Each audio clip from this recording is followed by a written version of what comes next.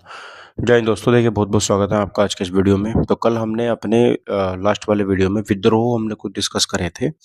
उससे आगे हम यहाँ पे बढ़ लेते हैं। उससे आगे हमारा टॉपिक आ जाता है भारत में अंग्रेजों के विस्तार पर एक नज़र।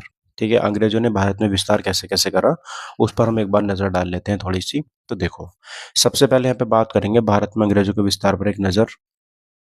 इधर हमारे युद्ध दे रखे हैं पहले कॉलम में, और दूसरे कॉलम में हमारा वर्ष किस साल हुए थे, कौन गवर्नर था, राजा कौन था और उसका परिणाम क्या निकला। ये टेबल आपके लिए रामबाण साबित होगा, क्योंकि इस टेबल से बहुत सारे क्वेश्चन आपसे पूछे जाएंगे। ठीक है, तो देखो सबसे पहले यहाँ पे बात करेंगे हम प्रथम आंग्ल कर्नाटक युद्ध के बारे में, जो कि सबसे पहला हमारा युद्ध था। ये होता है 1746 से 1748 के बीच में 2 साल ये चलता है। 46 में शुरू होता है, 48 में खत्म होता है। प्रथम आंग्ल कर्नाटक युद्ध। गवर्नर थे यहाँ पर हमारे ब्रिटिश कंपनी, ये गवर्नर थे। और राजा थे फ्रांसीसी में डुप्ले। कौन राजा थे? डुप्ले राजा थे। और ये एक्सला सैपेल की संधि पर खत्म होता है, जो कि 1748 में हुई थी। उसके बाद में हमारा दूसरा आंग्ल कर्नाटक युद्ध होता है। ये 1749 से लेकर के 1754 तक चलता है, यानी कि लगभग 5 साल। और इसमें भी हमारा गवर्नर ब्रिटिश कंपनी थी। और इसमें राजा थे डुप्ले एवं गोडेहू, दो अभी इसमें राजा हो जाते हैं। याद रखिएगा, डुप्ले जो थे वो हमारे फ्रांसीसी राजा थे। इसमें संधि होती है हमारी पौंडीचेरी की संधि, बहुत ज़्यादा इंपॉर्टेंट है, याद रखिएगा। उसके बाद में थर्ड हमारा आंग्ल कर्नाटक युद्ध होता है। ये भी आप यहाँ पे याद रखिएगा।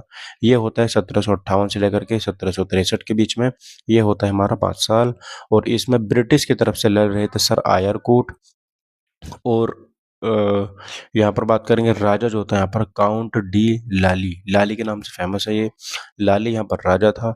और इसमें संधि होती है पेरिस की संधि, जो कि 1763 को होती है। ठीक है, चलिए। उसके बाद में हमारे कर्नाटक युद्ध 3 होते हैं, तीनों हमने देख लिए हैं। उसके बाद में हमारे 4 आंग्ल मैसूर युद्ध होते हैं, वो हम चारों यहाँ पर देख लेते हैं। तो सबसे पहले प्रथम आंग्ल मैसूर युद्ध के बारे में बात करेंगे। ये होता है 1767 से 1769 तक, यानी कि लगभग 2 साल। इसमें अंग्रेजों की तरफ से कौन था हमें नहीं पता, ब्रिटिश सरकार की तरफ से, लेकिन हमारे राजा थे इसमें हैदर अली। और इसमें संधि होती है मद्रास की संधि, इंपोर्टेंट है, याद रखेंगे। दूसरा आंग्ल मैसूर युद्ध होता है हमारा 1780 से लेकर के 84 तक, 4 साल ये चलता है। और अंग्रेजों की तरफ से थे हमारे वॉरेन हेस्टिंग्स। और राजा थे इसमें हमारे हैदर अली। इसमें संधि होती है हमारी मंगलोर की संधि, याद रखिएगा। ठीक है, उसके बाद में तीसरा आंग्ल मैसूर युद्ध आता है, याद रखिएगा, बहुत ज़्यादा इंपॉर्टेंट है। ये 1790 से 1792 तक होता है। इसमें कार्नवालिस गवर्नर थे और टीपू सुल्तान इसमें राजा थे। इसमें जो संधि होती है उस संधि का नाम है श्रीरंगपट्टनम की संधि, इंपॉर्टेंट है। इसमें कौन सी संधि होती है सर? तो श्रीरंगपट्टनम की संधि यहाँ पे होती है। उसके बाद बात करते हैं सर चतुर्थ आंग्ल मैसूर युद्ध, यानी कि चौथा जो मैसूर युद्ध होता है आंग्ल वाला, वो कब होता है? तो 1799 में होता है। और इसमें हमारे गवर्नर थे वेलेज अली। और टीपू सुल्तान इसमें हमारे राजा थे। और इसमें ब्रिटेन विजय हो जाता है और टीपू सुल्तान की यहाँ पर हत्या हो जाती है, वो शहीद हो जाते हैं। ठीक है, याद रखिएगा। उसके बाद में आंग्ल मराठा युद्ध होते हैं। प्रथम आंग्ल मराठा युद्ध इंपोर्टेंट है, बहुत ज़्यादा देख लेंगे ध्यान से। तो ये सबसे पहला आंग्ल मराठा युद्ध होता है 1775 से लेकर के 1782 तक। इसमें हमारे हेस्टिंग्स अंग्रेजी गवर्नर थे और हमारे राजा थे माधवराव। इसमें सालबाई की संधि होती है, जो कि 1782 को होती है, बहुत ज़्यादा इंपॉर्टेंट है, याद रखिएगा। ठीक है। और ये युद्ध हमारा 7 साल चला था। ठीक है, चलिए। उसके बाद बात करते हैं द्वितीय आंग्ल मराठा युद्ध। इसमें हमारे द्वितीय आंग्ल मराठा युद्ध में बात करेंगे 1803 से लेकर के 1805 तक ये चलता है, यानी कि लगभग 2 साल। और इसमें अंग्रेजी गवर्नर थे वेलेज अली और राजा थे इसमें बाजीराव द्वितीय। इसमें जो संधि होती है उस संधि का नाम है हमारा बेसिन की संधि। ये 1802 ईस्वी में होती है, बेसिन की संधि, बहुत ज़्यादा इंपॉर्टेंट है। ठीक है, चलिए। उसके बाद में हमारा एक युद्ध होता है तीसरा आंग्ल मैसूर युद्ध, बहुत ही ज़्यादा इंपॉर्टेंट है। थर्ड आंग्ल मराठा युद्ध, ये 1817 से 1819 तक चलता है, यानी कि लगभग 2 साल। और इसमें अंग्रेजी गवर्नर थे हेस्टिंग्स और राजा थे इसमें बाजीराव सेकंड। इसमें ब्रिटिश कंपनी की विजय होती है, पूना की संधि होती है इसमें 1818 में। ठीक है, चलिए। उसके बाद में बहुत ही निर्णायक युद्ध होता है हमारा, जिसने ये डिसाइड कर दिया कि यहाँ पर अब अंग्रेज ही शासन करेंगे पूरे भारत पर। वो होता है सर प्लासी का युद्ध 1757 में, बहुत ही ज़्यादा इंपॉर्टेंट है। अंग्रेजी गवर्नर थे इसमें क्लाइव। और यहाँ पर बात करेंगे तो सिराजुद्दौला यहाँ पर राजा थे और ब्रिटेन यहाँ पर क्या हो जाता है? विजयी हो जाता है। ठीक है, उसके बाद में जो यहाँ पर सिराजुद्दौला था ठीक है, और उसकी हत्या कर दी जाती है। बक्सर का युद्ध होता है 1764 ईस्वी में। हेक्टर मुनरो उस युद्ध को लड़ते हैं। ठीक है, और हमारे भारत के राजा थे उसमें तीन, शुजाउद्दौला था, शाह आलम द्वितीय था। ठीक है, दो ये बड़े बड़े राजा थे जो यहाँ पर लड़ते हैं। और इसमें फिर से ब्रिटेन हमारा विजयी हो जाता है। इसमें इलाहाबाद की संधि होती है 1765 में, बहुत ही ज्यादा इंपॉर्टेंट है, ये याद रखिएगा। ठीक है, आंग्ल मैसूर एंगल बर्मा प्रथम। ठीक है, तो मतलब जो म्यांमार है उससे भी हमारा युद्ध होता है 1824 से लेकर के 1826 तक। अंग्रेजों की तरफ से लड़ते हैं एमस्टर्ड और बंडूला, वहां पर राजा होते हैं, और यहाँ पर यानडूब की संधि होती है, इंपोर्टेंट है। ठीक है, द्वितीय आंग्ल बर्मा का जो युद्ध है वो 1852 का होता है, डलहौजी और छाराबादी के बीच में ये होता है। ठीक है, चलिए तृतीय आंग्ल बर्मा युद्ध की बात करेंगे, ये 1885 में होता है। डफरिन और थीवो के बीच में यहाँ पर ब्रिटेन का आधिपत्य हो जाता है, मतलब ब्रिटेन यहाँ पर जीत जाता है। उसके बाद आता है सर प्रथम आंग्ल अफगान युद्ध, ये 1839 से 1842 में होता है। ऑकलैंड यहाँ पर गवर्नर हो जाते हैं, और दोस्त मोहम्मद ये उधर से लड़ते हैं, तो इसमें ब्रिटेन जीत जाता है। ठीक है, तो उसके बाद आता है सर द्वितीय आंग्ल अफगान युद्ध, तो ये 1878 से लेकर के 1880 तक होता है, ये भी 2 साल तक चलता है। इसमें लिटन और शेर अली लड़ते हैं। इसमें हमारी गंडमक की संधि हो जाती है जो कि 1879 को होती है। ठीक है, उसके बाद में आता है सर तृतीय आंग्ल अफगान युद्ध, ये भी इंपॉर्टेंट है। ये 1919 में होता है। उसमें चैम्सफोर्ड और अमीर हबीबुल्ला ये लड़ाई करते हैं आपस में, और यहाँ पर भी हमारा ब्रिटेन जीत जाता है। ठीक है, उसके बाद आता है सर प्रथम आंग्ल सिख युद्ध। ठीक है, ये इंपॉर्टेंट है।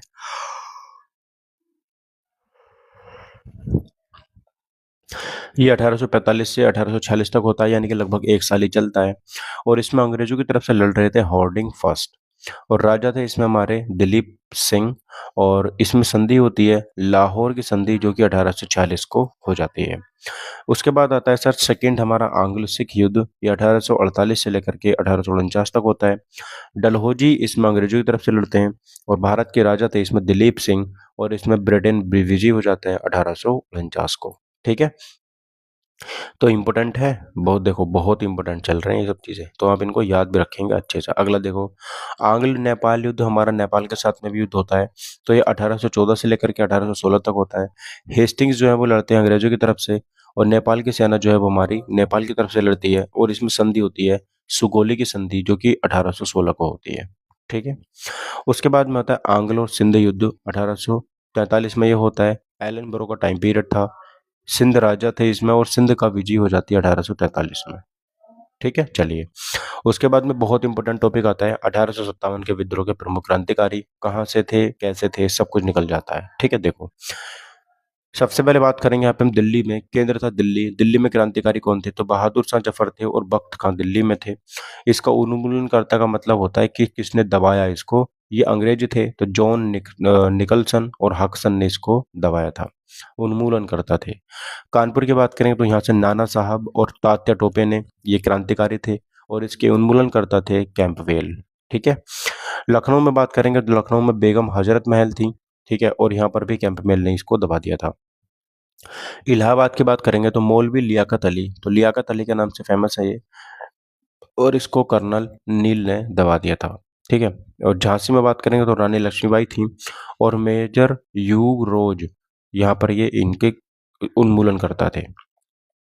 बरेली से कौन थे क्रांतिकारी, तो खान बहादुर खान बरेली से क्रांतिकारी थे, और कैंपबेल ने इसको यहाँ पर भी उन्मूलन इसका कर दिया था। फैजाबाद की बात करेंगे, फैजाबाद जो कि आज के टाइम पर अयोध्या है, मौलवी अहमद उल्ला ये हमारे कौन थे, क्रांतिकारी थे, और कैंपबेल ने इसको यहाँ पर भी दबा दिया था। जगदीशपुर की बात करेंगे, जगदीशपुर में थे हमारे कुंवर सिंह। ठीक है, और यहाँ पर विलियम टेलर ने इसको दबा दिया था। असम से बात करेंगे तो मनीराम दत्त थे, यहाँ से पता नहीं किसकी किसने दबाया, या दबाया भी नहीं था। उड़ीसा में सुरेंद्र साई थे। कोटा से बात करेंगे हरदयाल सिंह थे। मथुरा से बात करेंगे देवी सिंह थे। ठीक है, इंपॉर्टेंट है। 1857 के बारे में इतिहासकारों के द्वारा कुछ दिए गए मत थे, जैसे यह राष्ट्र विद्रोह था, ना कि सिपाही विद्रोह था। ये बेंजामिन डिजायरले ने कहा था, डिजरायली। ठीक है, यह न तो प्रथम विद्रोह था, न ही राष्ट्रीय था, न ही स्वतंत्रता संग्राम था, ये आरसी मजूमदार ने कहा है। यह महज एक सिपाही विद्रोह था, ये कहा है सीले और लॉरेंस ने। यह सभ्यता एवं बर्बरता का संघर्ष था, ये टी.आर. होम्स ने इसको कहा है। यह राष्ट्रीय स्वतंत्रता के लिए लड़ा गया प्रथम विद्रोह था, ये कहा था वी.डी. सावरकर ने। और यह हिंदू एवं मुसलमानों का अंग्रेजों के विरुद्ध एक षड्यंत्र था, ये आउट्रम एवं टेलर ने कहा था। आउट्रम, ठीक है। चलिए, उसके बाद में बात करेंगे सामाजिक एवं सांस्कृतिक संगठन तथा सामाजिक अधिनियम के बारे में। सबसे पहले बात करेंगे आत्मीय सभा कब बनी? 1815 को। किसने बनाई? ये राजा राम मोहन राय ने बनाई। उसके बाद में ब्रह्म समाज के कब बना? 1828 में बना। किसने बनाया? राजा राम मोहन राय ने बनाया। सेवा समिति 1914 में बनाएगी। किसने बनाई? हृदयनाथ कुंजरू ने बनाई। परमहंस मंडली ये 1849 को बनाई। दादोबा पांडुरंग ने इसको बनाया था, ठीक है। नामधारी की बात करेंगे, 1857 में बनाई और रामधारी राम सिंह ने इसको बनाया था। राधा स्वामी सत्संग की बात करेंगे, 1861 में इसको बनाया जाता है और तुलसीराम के द्वारा इसको बनाया जाता है, मतलब संस्थापक इसके तुलसीराम थे। भारत ब्रह्म समाज इसकी स्थापना होती है 1866 में और किसने करी थी? केशव चंद्र सेन ने इसकी स्थापना की थी, ठीक है, याद रखेंगे। चलिए, आगे आता है हमारा प्रार्थना समाज। प्रार्थना समाज की बात करेंगे तो 1867 को ये बनता है। आत्माराम पांडुरंग बनता है ने इसको स्थापित किया था, बहुत ही ज्यादा इंपॉर्टेंट है ये। आर्य समाज 1875 में बनता है, ठीक है, और स्वामी दयानंद सरस्वती इसके संस्थापक हैं, इंपॉर्टेंट है। थियोसोफिकल सोसाइटी ये 1875 को बनती है, ये भी थियोसोफिकल सोसाइटी किसने बनाई थी? तो मैडम एच.पी. ब्लातवस्की और एच.एस. अलकाट, दोनों याद रखने, ब्लातवस्की और अलकाट। साधारण ब्रह्म समाज साधारण ब्रह्म समाज की बात करेंगे तो 1878 में बनता है ये और आनंद मोहन बोस ने इसको बनाया था, ये इसके संस्थापक थे। दक्कन शिक्षा समाज 1884 में इसकी स्थापना होती है और जी आगरकर ने इसकी स्थापना की थी। पूना सेवा सदन 1909 में बनता है और जी के देवधर एवं श्रीमती रमाबाई रानाडे ने इसकी स्थापना की थी, ठीक है। अंग्रेजों द्वारा बनाए गए कुछ सामाजिक अधिनियम थे कुछ, जैसे नवजात कन्या हत्या कानून, ये अंग्रेजों ने बनाया था। इसके गवर्नर थे जॉन शोर, बनाया था कब? 1870 में। अन्य तथ्य, कन्या भ्रूण हत्या पर रोक थी, इसमें कोई भी कन्या की हत्या भ्रूण की हत्या नहीं कर सकता था, ठीक है। सती प्रथा निषेध कानून, यानी कि आज के बाद कोई भी महिला सती नहीं होगी, ठीक है। विलियम बेंटिक इसके गवर्नर थे और 1829 से 1830 में बनाई गई थी। और इसमें और भी क्या हुआ था? 1829 में बंगाल पे, 1830 में बम्बई एवं मद्रास में इस पर रोक लगा दी गई थी, ठीक है। चलिए, दास प्रथा निषेध की दास प्रथा यहाँ से खत्म होती है। एलन बरो इसमें गवर्नर थे, 1843 में ये मतलब रोकी गई थी और दास प्रथा पर प्रतिबंधित पूरी तरीके से लगा दिया गया था।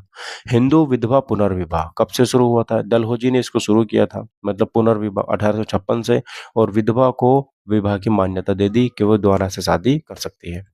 सहमति आयु कानून अधिनियम ये लैंसडाउन ने शुरू किया था 1891 में। 12 वर्ष से कम आयु पर विवाह पर रोक लगा दी, कोई भी शादी नहीं कर सकता। शारदा एक्ट की बात करेंगे, शारदा एक्ट में क्या होता था? इरविन ने इसको शुरू किया था 1929 में। लड़कों के लिए विवाह की उम्र 18 व लड़कियों के लिए उम्र जो है 14 साल घोषित कर दी थी, ठीक है। उसके बाद कांग्रेस के उदय से पूर्व संगठन हमारे कौन कौन से थे वो देख लेते हैं यहाँ पे हम। एक था भूस्वामियों का समाज, ठीक है, ये था लैंड होल्डर्स सोसाइटी, ये 1839 में बनी थी और संस्थापक थे इसके द्वारका नाथ टैगोर, स्थान था बंगाल, ये बंगाल में बनी थी। उसके बाद आता है बंगाल ब्रिटिश इंडिया सोसाइटी, ये 1843 में बनती है, विलियम एडम के द्वारा संस्थापक थे इसके और बंगाल में इसको बनाया जाता है, ठीक है। उसके बाद बात करेंगे बंग भाषा प्रकाशन सभा, 1836 में बनती है।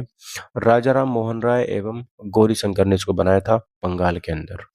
ब्रिटिश इंडिया एसोसिएशन ये कब बनती है? 1851 में बनती है। राधाकांत देव ने इसको बनाया था और बंगाल में इसको बनाया गया था, ठीक है। इंडियन लीग 1875 में, शिशिर कुमार घोष संस्थापक और जगह बंगाल, ठीक है। भारतीय राष्ट्रीय संघ 1876 में, सुरेंद्र नाथ बनर्जी बंगाल में, ठीक है। लंदन इंडियन सोसाइटी 1865 में, दादा भाई नौरोजी ने इसकी स्थापना करी थी लंदन के अंदर। समझ में आई बात? ठीक है सर, इंपॉर्टेंट है। आगे देखते हैं, आगे आता है हमारा कुछ यहाँ पे और भी इम्पोर्टेंट है, जैसे ईस्ट इंडिया एसोसिएशन, ये कब बनाया था? 1866 में बनाया था। किसने बनाया था? दादा भाई नौरोजी ने लंदन में बनाया था। पूना सार्वजनिक सभा 1870 में बनी थी। और जीवी जोशी, एच.एस. चिपलुकर और गोविंद रानाडे तीनों ने मिलकर पुणे में इसको बनाया था। बॉम्बे प्रेसिडेंसी की बात करेंगे 1885 में। बदरुद्दीन तैयब जी, फिरोज शाह मेहता और काशीनाथ तैलंग ने बॉम्बे में इसको बनाया था। ठीक है। मद्रास मूल निवासी संगठन 1852 में बनता है ये। और गाजुलू लक्ष्मी नोरसू चेट्टी ने इसको बनाया था मद्रास के अंदर। मद्रास महाजन सभा 1884 में बनती है। एम.वी. राघवाचारी और जी सुब्रमण्यम आनंदचार्य ने बनाया था मद्रास के अंदर। ठीक है। चलिए, उसके बाद देख लेते हैं सर कुछ प्रमुख नारे हैं हमारे। जो प्रमुख नारे इंपोर्टेंट हैं, जैसे जन गण मन अधिनायक, ये दिया था रविंद्रनाथ टैगोर ने या ठाकुर ने। सारे जहां से अच्छा हिंदोस्तां हमारा, मोहम्मद इकबाल ने दिया था। स्वराज हमारा जन्मसिद्ध अधिकार है, बाल गंगाधर तिलक ने दिया था। इंकलाब जिंदाबाद, हजरत मोहानी ने दिया था। किसने? हजरत मोहानी ने। साम्राज्यवाद का नाश हो, भगत सिंह ने दिया था। तुम मुझे खून दो, मैं तुम्हें आजादी दूंगा, ये सुभाष चंद्र बोस ने नारा दिया था। दिल्ली चलो, दिल्ली चलो का नारा भी किसने दिया था? तो सर सुभाष चंद्र बोस ने दिया था। करो या मरो का नारा या हे राम का नारा भी महात्मा गांधी ने दिया था। Who lives if India dies, ठीक है, जवाहरलाल नेहरू ने दिया था। और वेदों की ओर लौटो बहुत ज्यादा फेमस है, स्वामी दयानंद सरस्वती। ठीक है। चलिए, कर मत दो, टैक्स मत दो, सरदार वल्लभ भाई पटेल का कहना था ऐसा। और जय जवान जय किसान 1900 ये था 1965 तक। उसके बाद 1965 के पाकिस्तान युद्ध के समय दिया गया था जय जवान जय किसान, लाल बहादुर शास्त्री ने दिया था। वंदे मातरम आनंद मठ से लिया गया है, ये बंकिम चंद्र चटर्जी ने दिया था। मारो फरंगी को मंगल पांडे ने 1857 में दिया था ये नारा। ठीक है। जय जगत, ये विनोबा भावे ने दिया है। संपूर्ण क्रांति, ये जयप्रकाश नारायण ने दिया है। विजय विश्व तिरंगा प्यारा, श्याम लाल गुप्ता पार्षद थे, इन्होंने ये दिया है।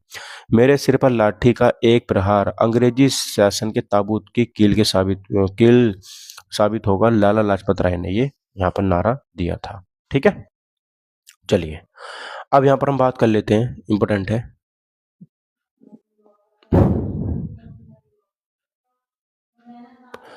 गवर्नर जनरल एवं वायसराय से संबंधित कुछ महत्वपूर्ण घटनाएं हैं हमारी, वो देख लेंगे यहाँ पे ध्यान से। ठीक है, क्या क्या है वो देखो। तो यहाँ पर सबसे पहले गवर्नर जनरल की बात करेंगे, वॉरेन हेस्टिंग्स 1773 से 1785 तक। ठीक है, इसमें क्या हुआ था, इंपोर्टेंट है वॉरेन हेस्टिंग। देखो, रेगुलेटिंग एक्ट आता है 1773 में, इसके शासनकाल में। फिर पिट्स इंडिया एक्ट भी आता है इसी के टाइम पर। और वर्ष 1774 में प्रथम रोहिला युद्ध होता है। प्रथम रोहिला युद्ध 1764 में होता है। और 1775 से 1782 तक प्रथम मराठा युद्ध। वर्ष 1782 में सालबाई की संधि हो जाती है। ठीक है। उसके बाद में 1780 से 84 में द्वितीय आंग्ल मैसूर युद्ध होता है। और ये बंगाल के पहले गवर्नर जनरल भी यहाँ पर बन जाते हैं। ठीक है। दोहरे प्रशासन को इन्होंने समाप्त किया। चार्ल्स विलिंग्स द्वारा भगवत गीता का अंग्रेजी भाषा में अनुवाद किया गया। एकमात्र गवर्नर जनरल जिसके ऊपर ब्रिटेन की संसद में महाभियोग चला, भ्रष्टाचार के आरोप पर घेरे की नीति को लागू किया गया। विलियम जोन्स द्वारा 1784 को कलकत्ता में एशियाटिक सोसाइटी ऑफ बंगाल की स्थापना की जाती है। और मुस्लिम शिक्षा के लिए कलकत्ता में मदरसे की स्थापना की जाती है 1781 में। भू लगान से संबंधित इजारेदारी की प्रथा की शुरुआत यहाँ पर हो जाती है। ठीक है। इंपोर्टेंट है। ठीक है। चलिए, सॉरी, अगला देखेंगे कॉर्नवालिस। कॉर्नवालिस 1786 से 93 में आता है। इसमें देखो, तीसरा तीसरा आंग्ल मैसूर युद्ध होता है इसके टाइम पर 1790 से 1792 में। और श्रीरंगपट्टनम की संधि होती है 1792 में। कॉर्नवालिस कोड शुरू होता है 1793 में। बंगाल का स्थायी बंदोबस्त 1793 में। वाराणसी में संस्कृत कॉलेज की स्थापना 1791 में। भारत में नागरिक सेवा का जनक इसको कहा जाता है। बंगाल में दास प्रथा पर रोक 1789। शक्ति का पृथक्करण सिद्धांत लागू कॉर्नवालिस। भू राजस्व की स्थायी बंदोबस्त प्रणाली वर्ष 1793 में लागू हो जाती है या शुरू हो जाती है। उसके बाद में आता है सर जॉन सोर 1793 से 1798 में। इसके शासनकाल में वर्ष 1793 का चार्टर एक्ट लागू था। ठीक है।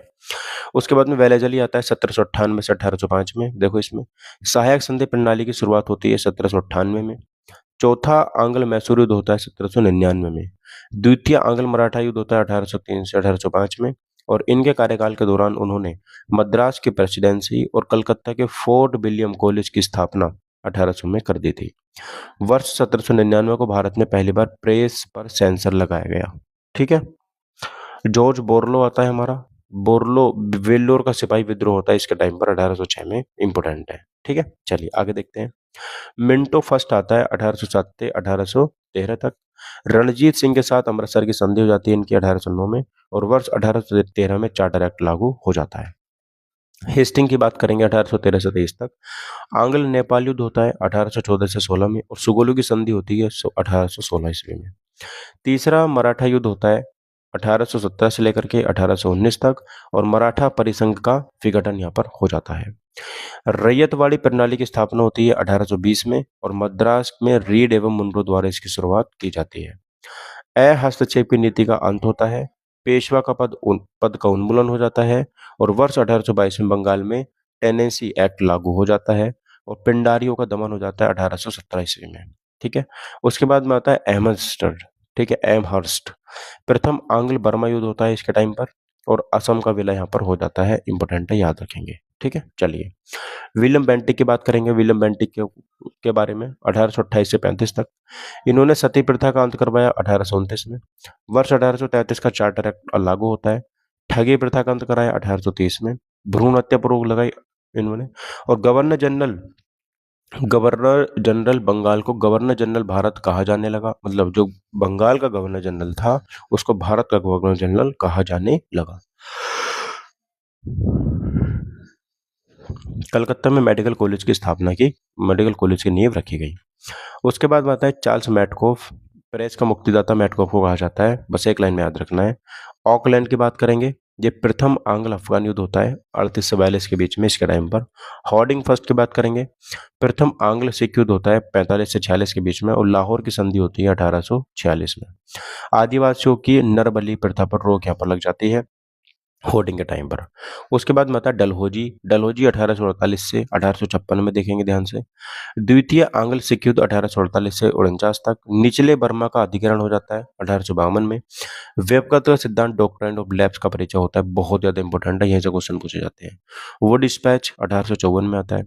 वर्ष 1853 में बॉम्बे और ठाणे को जोड़ने वाली पहली रेलवे लाइन बिछाई गई, 34 किलोमीटर लंबी थी। लोक निर्माण विभाग पीडब्ल्यूडी की स्थापना की गई। वर्ष 1854 में डाकघर अधिनियम पारित किया गया। समुद्री बंदरगाहों को विदेशी व्यापार के लिए खोला गया। ठीक है। कैनिंग की बात करेंगे, देखो ये 1856 से 1862 के बीच में। 1857 का विद्रोह होता है इसके टाइम पर, और वर्ष 1857 में कलकत्ता, मद्रास और बम्बई में 3 विश्वविद्यालयों की स्थापना की जाती है। ईस्ट इंडिया कंपनी का उन्मूलन और भारत सरकार अधिनियम 1858 का प्रत्यक्ष नियंत्रण। 1861 का भारतीय परिषद अधिनियम यहाँ पर आता है। गवर्नर जनरल भारत को वायसराय ऑफ इंडिया कहा जाने लगा यहीं से। ठीक है। वर्ष 1859 में नागरिक विधि संहिता। वर्ष 1860 में भारतीय दंड संहिता आईपीसी का निर्माण होता है, और विल्सन द्वारा भारत में पहली बार 1860 में आयकर लागू किया जाता है। ठीक है, टैक्स। जॉन लॉरेंस, देखो इसने क्या किया, कलकत्ता, बॉम्बे और मद्रास में उच्च न्यायालयों की स्थापना की गई 1865 में, और वर्ष 1866 में कलकत्ता उच्च न्यायालय की स्थापना भी की जाती है। मेयो आता है, मेयो। पहली जनगणना होती है 1872 में इसके टाइम पीरियड में, और सांख्यिकी सर्वेक्षण विभाग का गठन होता है इसके टाइम पीरियड में। ठीक है। लिटन आता है 1876 से 80 तक। वर्नाकुलर प्रेस एक्ट 1878 से 1878 में आता है, और शस्त्र अधिनियम भी 1878 में ही आता है। द्वितीय आंग्ल अफगान युद्ध 1878 से 80 में आता है, और रानी विक्टोरिया ने केसरी हिंद या भारत की साम्राज्य की उपाधि धारण की, और प्रथम दिल्ली दरबार का आयोजन 1 फरवरी 1877 में लागू हुआ। या ठीक है। रिपन 1880 से 80 से 1884 में आता है। वर्नाकुलर प्रेस एक्ट का निरसन होता है 1882 में। प्रथम कारखाना अधिनियम 1881 में आता है, और नियमित जनगणना शुरू होती है 1881 में। स्थानीय स्वशासन पर सरकार का संकल्प था 1882 में, और इलवर्ट विल विवाद होता है 83 और 84 के बीच में। शिक्षा पर हंटर आयोग आता है हमारा 1882 में। ठीक है। हंटर आयोग इंपोर्टेंट है, 82 में आया था। डफरिन की बात करेंगे, देखो यहाँ पर तृतीय आंग्ल बर्मा युद्ध होता है 1850 से 86 में, और भारतीय राष्ट्रीय कांग्रेस की स्थापना होती है 1885 में एहो ह्यूम के द्वारा। ठीक है। अगले आगे का जो हमारा पेज है वो हम कल डिस्कस करेंगे। आज हमने 4 पेज डिस्कस कर लिए हैं बस। Thank you for watching my video. Take care, bye, जय हिंद, वंदे मातरम।